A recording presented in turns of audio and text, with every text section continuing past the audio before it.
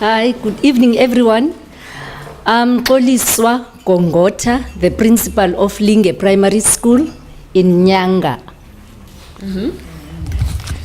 Good evening. I'm Masachaba Mabilu and I'm running my own business.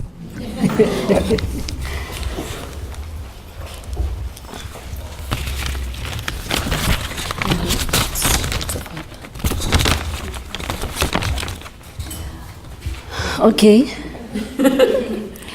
Besides what's on the screen, is it one? Besides what's on the screen, I just would love to indicate what made me join BFB. In fact, how I joined it, I was fortunate enough, an angel came into my office, just like he did with Mascole, and that was Mr. Moore. And he introduced me to the program. And I wasn't that sure at first what he was trying to explain. I had too many expectations. Just like also I thought that we're also going to get money. The school needs money. So at some point I felt, there's lots of emails coming in, some stuff that I have to do and commit myself to the program. And Michelle calling me that side, and I'm like, I'm too busy for this. I cannot have 1 minute that I'm out of this school. These teachers are not going to teach. I need to be here every day. But after the few contacts that we've had with my business partner and Michelle, we came up with some ideas. And now I'm a free lady. I'm able to be out of my school for the whole day and things happen. What was the question here?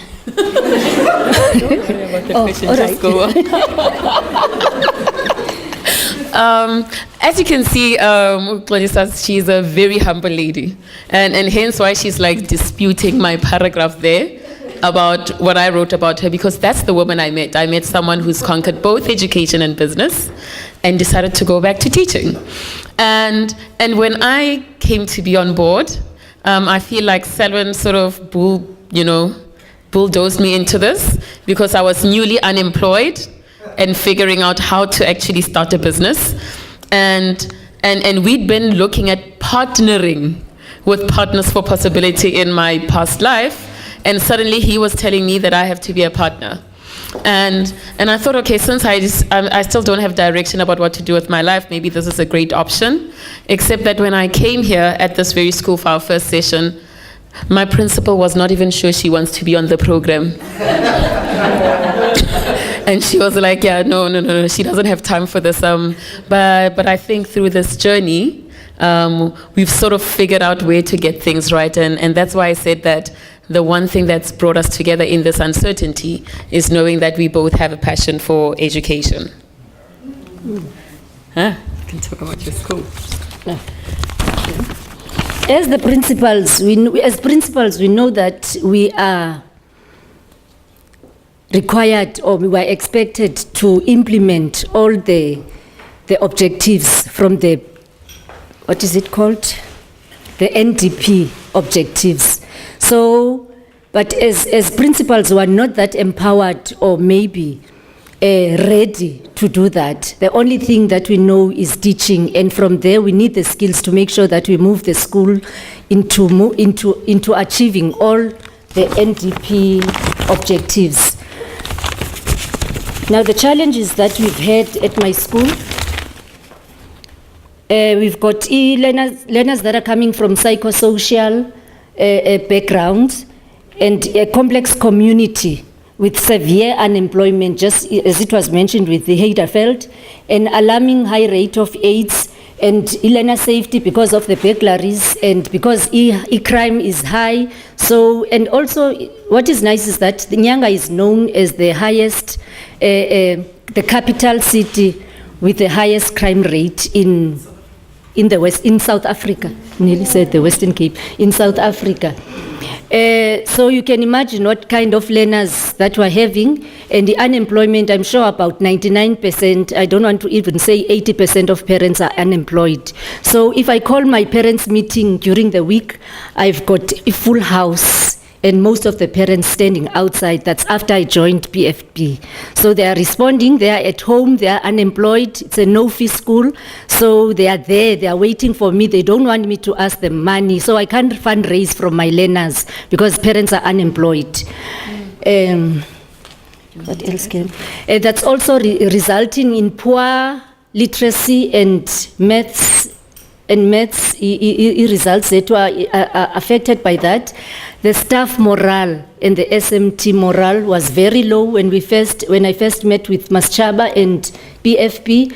As I've said, that I couldn't leave my school because I wanted to make sure that everybody is teaching. And I couldn't blame my staff as well for having that low morale because of where the school is. But I think now we're going to say a different story. So definitely. So when we started, I think we also had the same uncertainty that everyone has, because I felt that she's already so great, there's nothing I can add. But what we did is we actually spent a lot of time talking. And through talking, we identified which are some of our priority areas. And so we chose leadership development, infrastructure development, and really to look at staff morale and fundraising. And in reality, what we ended up actually focusing all our attention on this year was the leadership development. I was able to get great partnership from, there's a great gentleman called Peter Willis and his wife Diane Salter, and they've decided that actually they're going to walk this partnership journey with me as I walk with Xoliswa. And we had our first amazing workshop with the school management team. These are some of our pictures where we really looked at what does leadership mean for us as a school and as a school leadership team. And for me, it's been so heartwarming because it was something that's so small, going back to the school and seeing the impact it has had. You know, Michelle remembers, Xoliswa saying she feels alone. And then I remember walking back into the school after we'd had the session, and she says, "Yo, Maschaba, I have a deputy principal now." And then it's a quick story that I'll tell to Michelle. For me, that was also the most heartwarming about this principal story is when we had our session, we had it at the River Club in Observatory. And so we went out on a Saturday and spent the day there. Just recently, about last month, I go back to the school and the deputy principal says to me, Maschaba, the other day I was stressed and I didn't know what to do. And I got into my car and I drove to the River Club. I didn't know that such a place existed, and every time I drove past it, I didn't know that I'm the kind of person who can walk in there until you took me there. And he says, so I went there and I sat, I ordered, and we watched rugby, and there were black people and colored people and white people just watching rugby and drinking beer.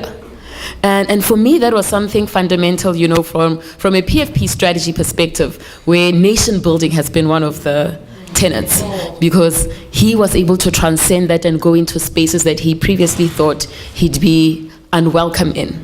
And so for me, I've really valued what we've done. But she can talk about what we've seen from a people perspective, but also at a school infrastructure level.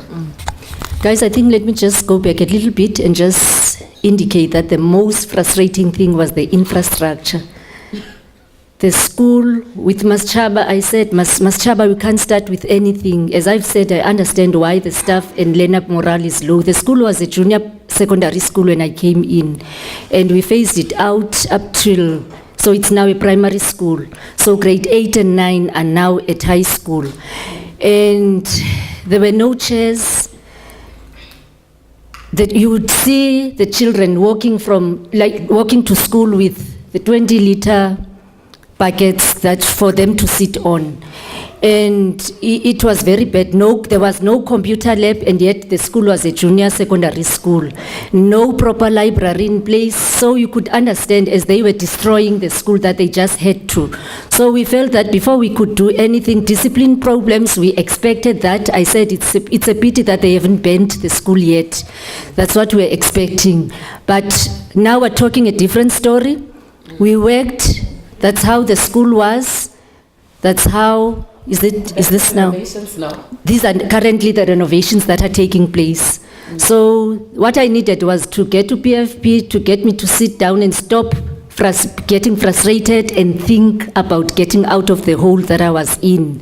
And I just told even the officials from the department that I can't believe that this is a school in the Western Cape. I always regard myself as being in the Eastern Cape. So now it looks a little bit, do we call it the toilets? That was a mess. That was a mess. The children were feeling disrespected, the teachers, the staff room. Everybody was just feeling disrespected. So I understood why the morale was so low. But I also want to really thank my SGP. I'm with them today. Without that SGP, even though now, and I understood why the government, I understood why the government is feeling that within the SGP, more parents should be in that SGP, because they are the people who have learners at that school. We as teachers were only employed, were coming from other communities. They are those people who really need to see the change, because the school is the agent to really change that community.